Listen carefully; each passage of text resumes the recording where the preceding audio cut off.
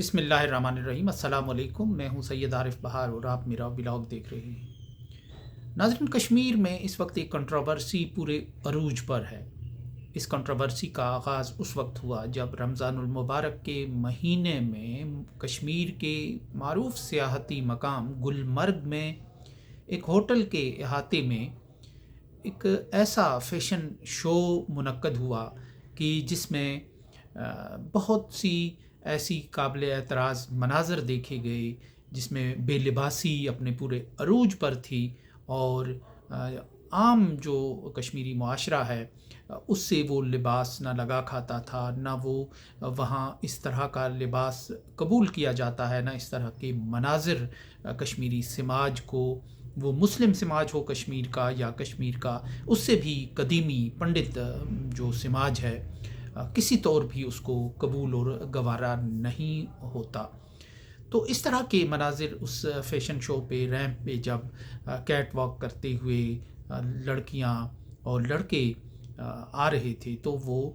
تقریباً ان کی بالکل یوں لگ رہا تھا کہ بقول ایک مزاحیہ، ایک دانشور کے، ایک مزاحیہ قلمکار کے کہ ٹیکسٹائل انڈسٹری کے ساتھ ان کی کوئی پرانی دشمنی معلوم ہوتی ہے۔ اور یہ جو واقعہ ہے، یہ جو ایونٹ ہے، یہ ایک ہوٹل کے احاطے میں منعقد کیا گیا تھا، اور جب اس کے مناظر جو ہیں، جب اس کے جو تصاویر ہیں وہ سوشل میڈیا پر وائرل ہوئیں، تو کشمیری سماج میں ایک ابال سا آ گیا، غصے اور اضطراب کی کیفیت میں کشمیر کا پورا معاشرہ چلا گیا، یہاں تک کہ اس حد تک کشمیر کا غم و غصہ بڑھ گیا کہ جو اسمبلی ہے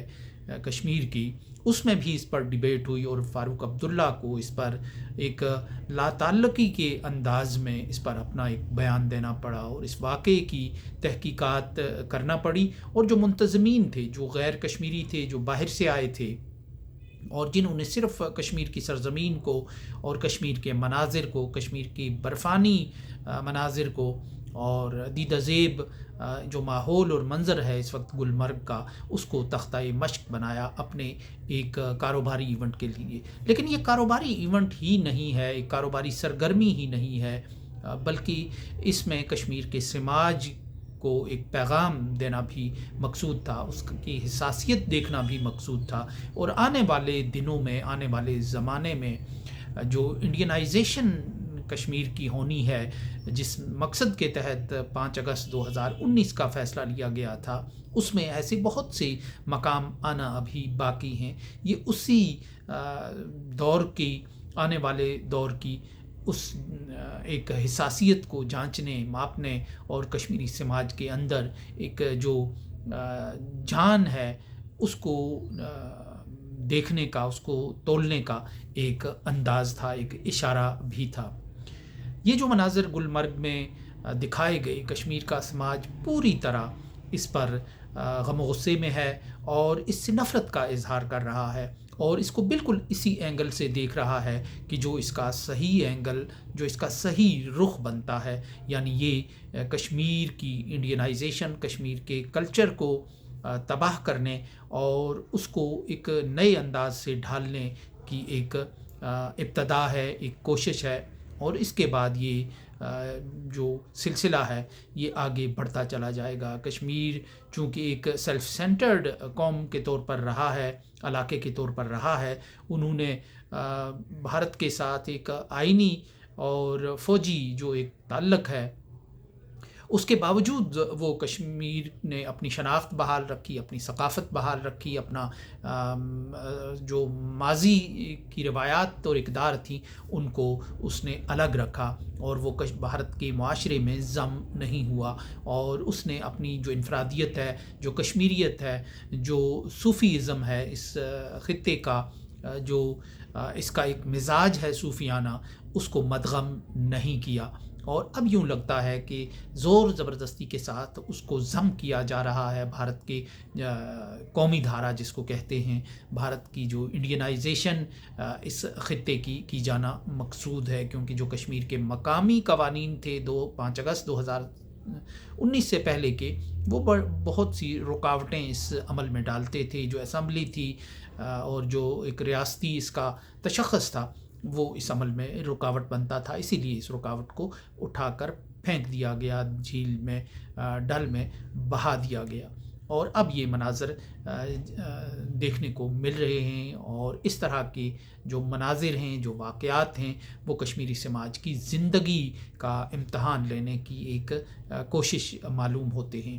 گلمرگ میں یہ جو نیم برہنہ اور اریاں قسم کی کیٹ واک منعقد کی گئی، اس پر ہر طرف سے رد عمل ہوا۔ عمر عبداللہ کو اس پر بیان دینا پڑا، جو پی ڈی پی ہے، نیشنل کانفرنس ہے اور انڈیپینڈنٹ اراکین ہیں، انہوں نے اسمبلی میں خاصا اس پہ ہنگامہ کیا، شور شرابہ کیا، اور بھارتیہ جنتا پارٹی کے جو کشمیر اسمبلی میں لوگ ہیں، انہوں نے یہ کہا کہ یہ غیر ضروری اور اشتعال انگیز قسم کی مہم ہے جو شروع کی گئی ہے اس کے خلاف۔ لیکن جو بہت سے ایسے پنڈت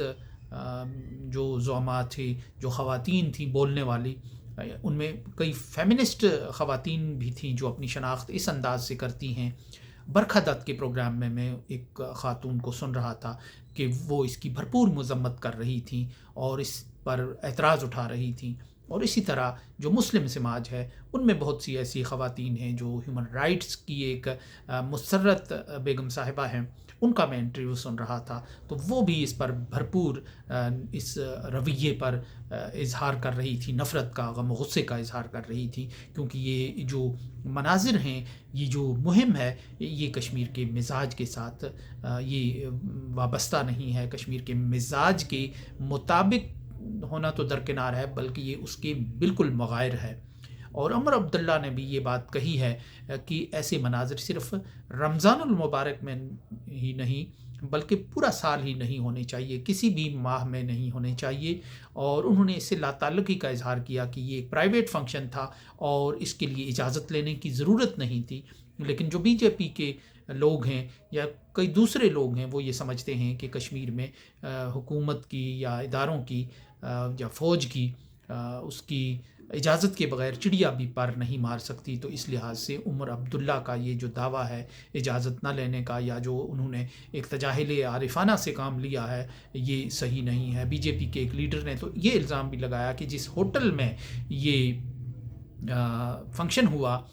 وہ عمر عبداللہ کے رشتہ داروں کا ہے، قریبی رشتہ داروں کا ہے، یعنی نیڈو ہوٹل، اور یوں وہ ایک عمر عبداللہ کی جو دادی تھیں بیگم اکبر جہاں،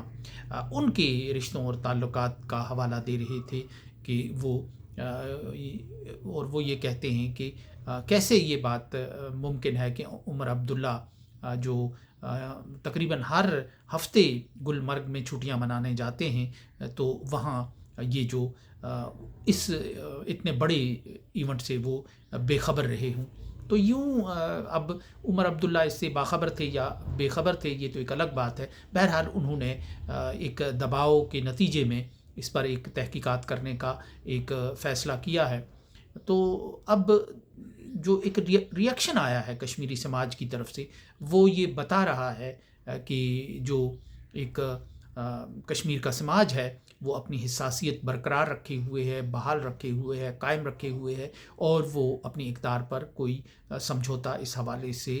نہیں کر رہا، اور بالآخر اگر امپوز کیا جاتا ہے کشمیر پر، ایسا کلچر تھوپا جاتا ہے،